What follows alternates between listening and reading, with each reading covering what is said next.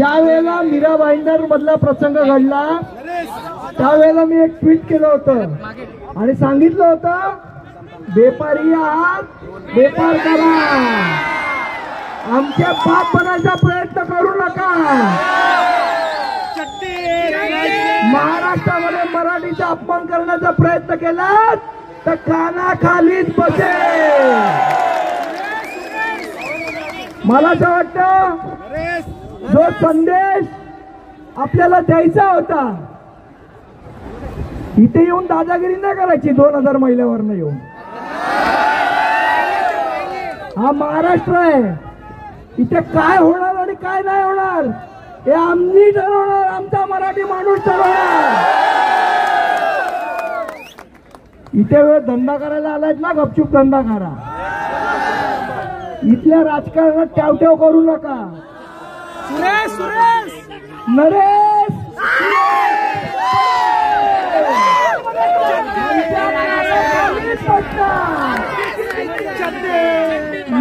नाही शिकवायचं आम्हाला, नरेश चट्टीत राहायचं।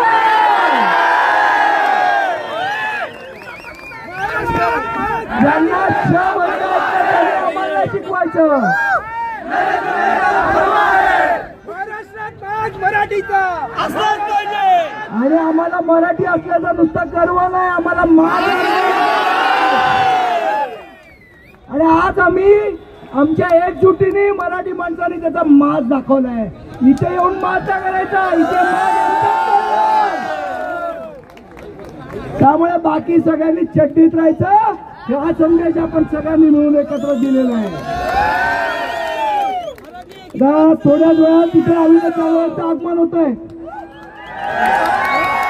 काय चूक केलेली आमच्या अविनाशने? मोर्चा काढणार, त्यांना मोर्चा काढायला दिला, सगळे गुजराती व्यापारी एकत्र आले, त्याच्यामध्ये भारतीय जनता पक्षाचे लोक होते आणि मग तर हे सगळं होतं। त्यांना मोर्चा काढायला दिला, बरं त्यांना काय म्हणाले मुख्यमंत्री की आम्ही त्यांच्यावर गुन्हे दाखल केले। आम्ही कुठे बोललेलो आमच्यावर करू नका, आमच्यावर पण करा। अस्वलाला एक केस अंगावर आला का, अंगावर केला का? त्यामुळे मराठी माणसाच्या नादाला लागायचं नाही। जर मराठी माणूस चिडला तर काय होतं, त्याचा कसा रौद्र रूप होतं हे सरकारने आज मीरा भाईंदर मध्ये बघितलंय। आणि म्हणून मनापासून इथे जमलेल्या तमाम मराठी लोकांचं मनापासून अभिनंदन करतो। अशी जर एकजूट सोडली, अशी जर एकजूट आपण सगळ्यांनी ठेवली तर कुठलाही नरेश आपल्या चट्टीच्या बाहेर येणार नाही। ही अशी एकजूट ठेवणार आहात तुम्ही सगळेजण। आणि मला खास करून आमच्या मुस्लिम बांधवांचं पण अभिनंदन करायचं, आज मोर्चात तेही सहभागी झाले। काही लोक विचारत होते मुस्लिम लोक मराठी बोलत नाहीत मग तिकडे का नाही जात तुम्ही? आज मुस्लिम बांधवांनी या मोर्चामध्ये येऊन सांगितलं की हो आम्ही इथले मराठीच आहोत, हेही त्यांना उत्तर मिळालेलं आहे, त्यामुळे त्यांचंही अभिनंदन करतो।